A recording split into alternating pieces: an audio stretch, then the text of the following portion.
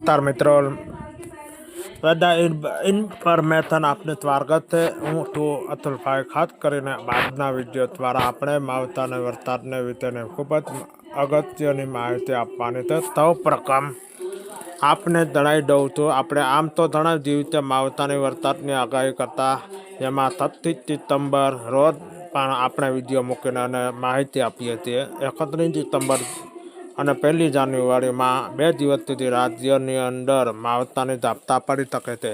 2-3 દિવસમાં પહેલાં પણ ફરીથી આપણે રિમાઇન્ડર કરાવતા દરેક મિત્ર આપણે માહિતી આપી હતી। 31 અને 1 તારીખે બે દિવસમાં સુધી માવતાનો વરસાદ શક્યતાઓ એવી જ રીતે જોવા જઈએ તો આજે 31 સપ્ટેમ્બરને આપણું અનુમાન હતું તે મુજબ આજે વરસાદની શરૂઆત પણ થઈ છે। જો તે આ વરસાદનું જે કારણ સૌ પ્રકારનું કારણ છે તે ઉત્તર ભારતમાં સુપરથી WD પસાર થતા હોય એવું એક મજબૂત WD એટલે કે વેસ્ટર્ન ડિસ્ટર્બન્સ પસાર થઈ રહ્યું છે અને તેનો તે ત્રેસ છે ગુજરાત સુધી લંબાયેલો છે। આ ત્રેસ છેલ્લા 2 દિવસ પાકિસ્તાન ત્રિવેદ પ્રાંત અને બલુચિસ્તાન પર હતો। તરત હવે ગુજરાતમાં સુધી પહોંચી ગયો છે, જેના કારણે આજથી વરસાદ શરૂઆત પણ થઈ છે। આ વરસાદમાં આ તારીખે જે વરસાદ પડ્યો છે એ પશ્ચિમ સૌરાષ્ટ્ર અને કચ્છની અંદર વધારે તીવ્રતાઓ જોવા મળી રહી છે। તે ગઈકાલને જે હવામાનમાં પલટો આવ્યો, જેમાં આજે 31 સપ્ટેમ્બરમાં રોજ ઓલ ઓવર ગુજરાતમાં પલટો પણ જોવા મળતો હતો અને જગ્યાએ ધાતા વાદળ પણ થયા છે। હવે అయితే માવઠું થવાની હોય એવું માહોલ પણ જોવા મળ્યો છે અને પણ આપણું અનુમાન હતું તે મુજબ આજે 31 તારીખે કચ્છની અંદર સૌથી વધારે તીવ્રતા જોવા મળી છે।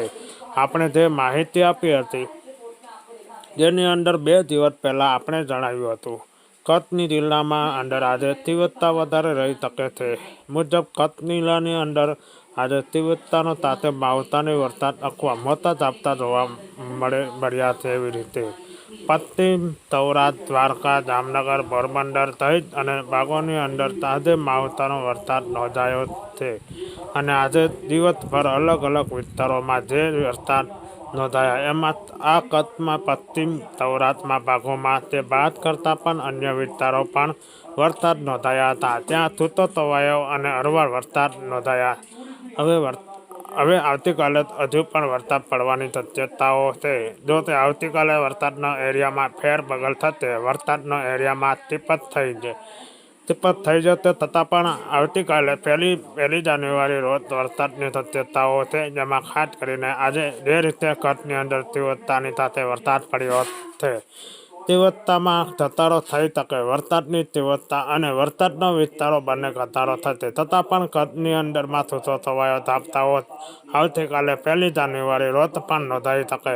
તેવી રીતે પશ્ચિમ સૌરાષ્ટ્રમાં દ્વારકા, જામનગર, પોરબંદર જેવા વિસ્તારો પણ આવતીકાલે તીવ્રતાનો ઘટાડો થશે, છતાં પણ ત્યાં છૂટોછવાયો એકદમ સામાન્ય અને એકલ-દોકલ અંતરની અંદર ઝાપટા નોંધાશે।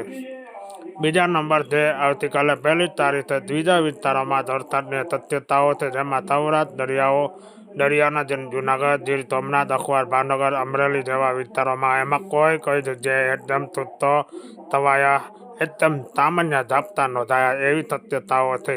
ખાસ કરીને એકદમ કરિયા છાંટાનો ભાગ હોય છે એમાં કદાચ શક્યતા વધારે રહેશે। પછી દક્ષિણ ગુજરાતમાં ભાગોમાં, આમ તો દક્ષિણ ગુજરાતમાં મોટાભાગના વિસ્તારોની અંદર આજની હવામાન પલટો આવી ચૂક્યો છે। આવતીકાલે દક્ષિણ ગુજરાતમાં અંદર પણ વધારે પલટો જોવા મળશે। કોઈ જગ્યાએ કદાચ માવઠાની ઝાપટા પડી જાય તો એવી પણ શક્યતાઓ અત્યારે દેખાઈ રહી છે।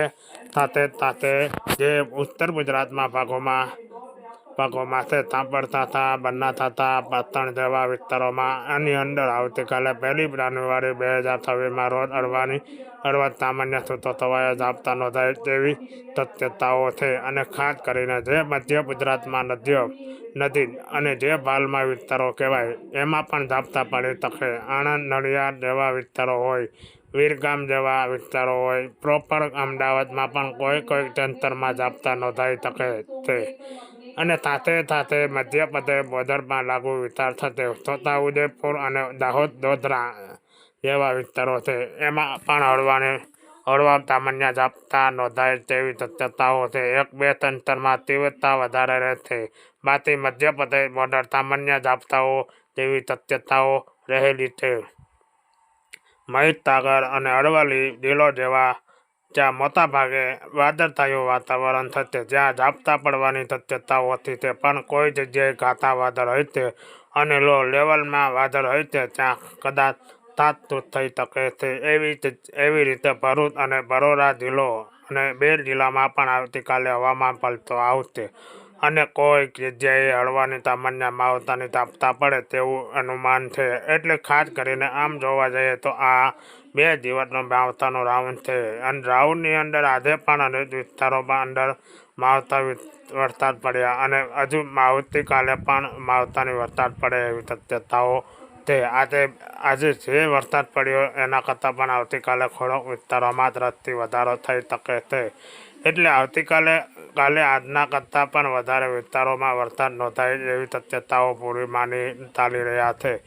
જો તે જ્યારે આપણે વધારે પડતા ઠંડી પડવી જોઈએ એની જગ્યાએ અચાનક માવઠો આવે એટલે ખેતીનો પાકો પણ ઘણું બધું નુકસાન થતું હોય છે. આમ જોવા જઈએ તો ક્લાઇમેટ ચેન્જના કારણે આપણે સતત જ્યારે પણ ચોમાસું હોય જ્યારે અતિવૃષ્ટિ થઈને અનાવૃષ્ટિ થાય અને કમોસમી વરસાદનું પ્રમાણ પણ છેલ્લા 5 વર્ષની અંદર વધતું રહ્યું. એવી રીતે આ વર્ષનું બીજું માવઠું ગણી શકાય. પ્રથમ માવઠું દિવાળી પછી તુરંત થયું હતું અને હવે પછી ફરીથી બીજી માવઠું છે.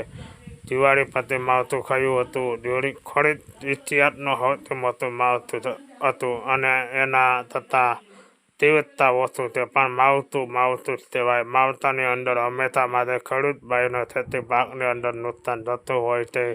એટલે આ માવઠું આજે જે થયું અને આવતીકાલે પણ હજુ થવાનું છે 2 તારીખ એટલે પરમ દિવસ 10 જાન્યુઆરી 2026માં આ માવઠાની આપણે પુષ્ટિ મળે ત્યાર પછી ધીમે ધીમે ઠંડી રાઉન્ડ શરૂઆત થાય એવી શક્યતાઓ અને આવતીકાલે વરસાદને માટે ખૂબ જ અગત્યની માહિતી હતી. આપનો પ્રયાસ કરશું વિશે માહિતી નેક્સ્ટ વિડીયોમાં આપવામાં આવશે. અત્યારે આ વિડીયો અંદર જેટલું અંતમાં દરેક મિત્રોને વિનંતી રહેશે વિડીયોને લાઇક આપીને દરેક ગ્રુપમાં શેર કરી દેવો જોઈએ. યુટ્યુબ પર જોઈ રહ્યા છો તો ચેનલને સબસ્ક્રાઈબ કરજો. જય હિન્દ, જય જવાન. નાનો સમજે તો વાંચી લેજો.